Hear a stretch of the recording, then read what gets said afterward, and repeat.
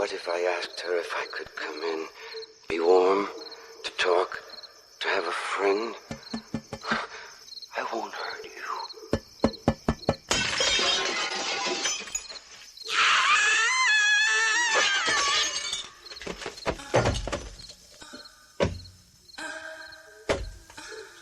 I hold out my hands to her. I speak to her, but she doesn't hear what I'm saying. My voice...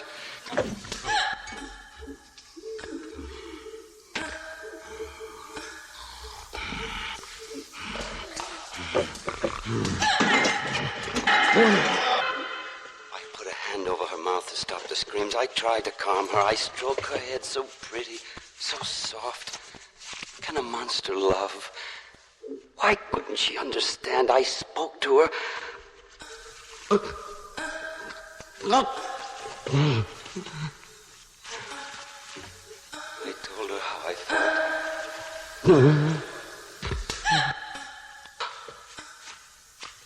She wouldn't listen. She kept trying to scream. I didn't want to frighten her. No. She tried to get away. I couldn't help it. I tried to hold her.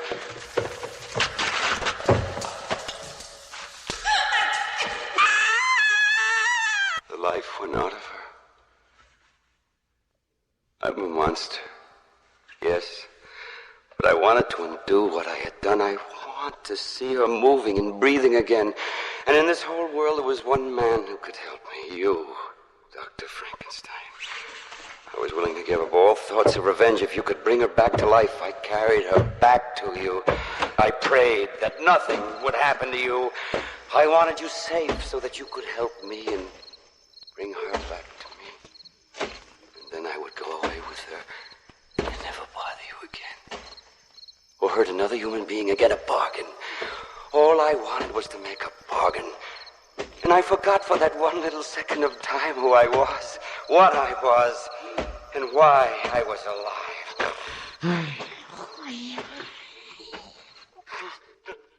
But you didn't let me forget. I came back. I showed you the girl, and you called me fiend from hell. I begged, I pleaded, but you couldn't understand me. And in my concern for the girl I had killed, I let you strap me down. I thought you were going to help, so I went to this metal couch and let you put this machine on my head while she lay crumpled on the stone floor.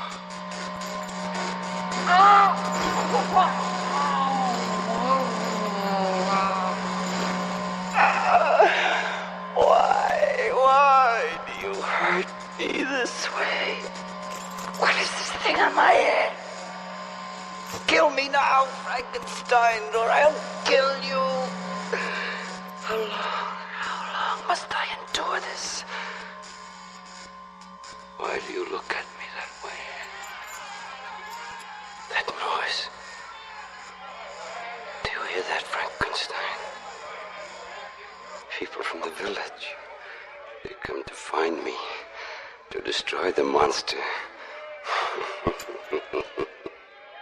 And to kill the man that made it. I can save you, Frankenstein. Let me loose, and they won't hurt you. That's reserved for me. Let me up. What's that? Smell that? Untie me. They're burning the house. Let me go, Frankenstein. The fire. Come back.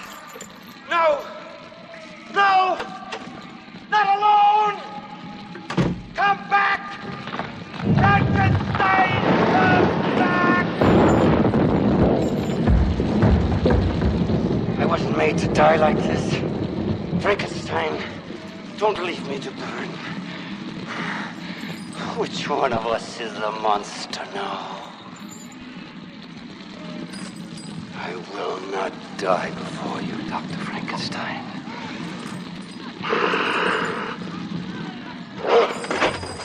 You made me too strong for chains. Let them think I died in the fire. Let Dr. Frankenstein think he's rid of me. There's no place to hide from me. I'm your monster, and I'm coming for you. No matter where, no matter when. Change your name. Change your face. But I'll find you. No one is safe from me.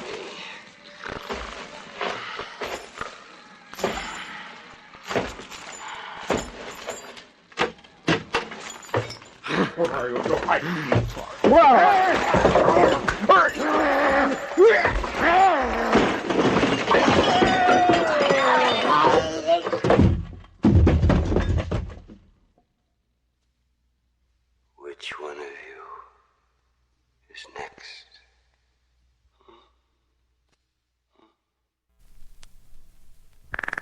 Paramount Pictures presents a dual, ghoul, double, scream show.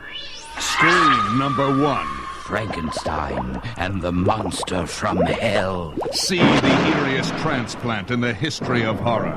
His brain came from a genius. His body from a killer. His soul came from hell. It's the newest and most frightening Frankenstein ever filmed. Scream #2. Captain Kronos, Vampire Hunter. The only man alive feared by the walking dead. Warn the night creatures and the blood hungry. Captain Kronos is here! Frankenstein and the Monster from Hell. Plus Captain Kronos, Vampire Hunter. All shot. in color, both rated R. Under 17, not admitted without parent. Now scream! Power Records presents The Monster of Frankenstein. A solitary figure climbed higher and higher. Finally, his legs grew weary, and he sought refuge in a cave. There, Victor Frankenstein began to search his mind for an answer to a terrifying problem. How had his experiment for the betterment of all mankind gone awry? Why? He had created a monster, and his creation had to be destroyed. But as he sat, he failed to notice another sinister presence at the mouth of the cave, until it was too late, far too late. You! Yes, and for your crime against nature, Victor Frankenstein, you must die. No!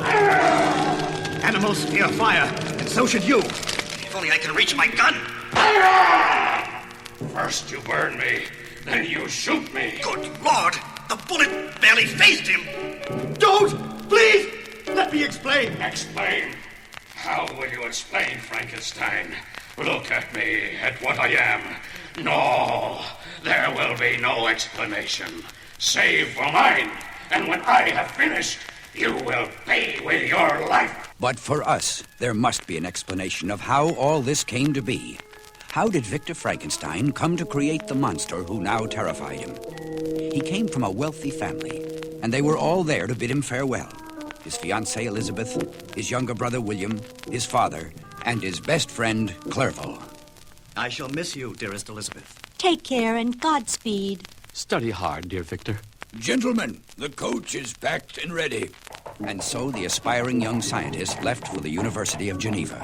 Victor will do well if his ambition doesn't block his path. Frankenstein did well indeed. Your work is outstanding, my boy. And today we begin the dissection of human cadavers. With each lesson, Frankenstein became more and more impatient to delve ever deeper into the mysteries of the human body. By the end of his third year, he was prepared to embark upon the darkest voyage into the unknown in the history of mankind. Any place that harbored an undamaged corpse became the haunt of a possessed Victor Frankenstein. Night after night, he dragged his grisly loot to his secluded laboratory, until at last his project neared completion. I've worked nearly 6 months.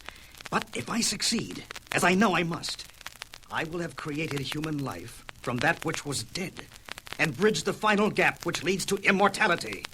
There, the final injection. Now, I can only wait and wait and wait. It's not moving, not even breathing. Live, blast you, live! Frankenstein stared at the monster's lifeless form. Then, overcome with disappointment, he turned back to his notes. My God, it's alive! Am I dreaming? I've created a living being from various parts of the dead. I'll be famous.